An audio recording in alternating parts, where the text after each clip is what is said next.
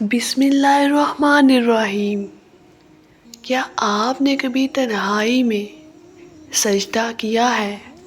ایسا سجدہ جس میں آنسو جائے نماز کو بھگو دے، ایسا سجدہ جس میں الفاظ نہ ہوں، صرف سسکیاں ہوں۔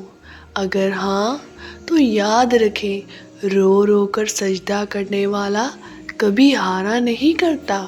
یہ وہ لمحہ ہوتا ہے جب انسان ٹوٹ چکا ہوتا ہے، دنیا کے دروازے بند ہو چکے ہوتے ہیں اور بس ایک ہی دروازہ کھلا رہ جاتا ہے، اللہ کا دروازہ۔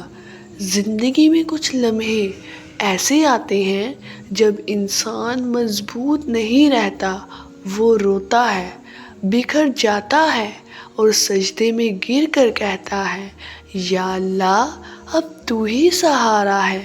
یاد رکھو، یہ کمزوری نہیں ہوتی، یہ اللہ کے سب سے قریب ہونے کا لمحہ ہوتا ہے۔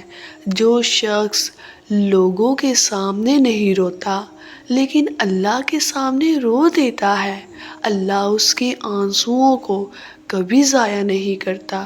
سجدے میں بہنے والے آنسو اللہ کو سب سے زیادہ پسند ہیں، کیونکہ وہاں نہ دکھاوا ہوتا ہے نہ غرور، بس ایک ٹوٹا ہوا دل ہوتا ہے اور ایک مہربان رب۔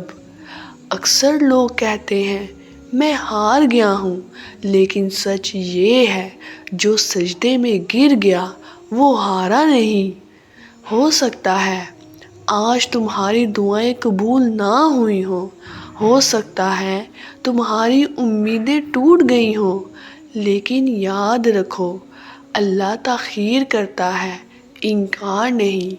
وہ آنسو جو آج رات سجدے میں بہے ہیں، کل تمہاری تقدیر بدل سکتے ہیں۔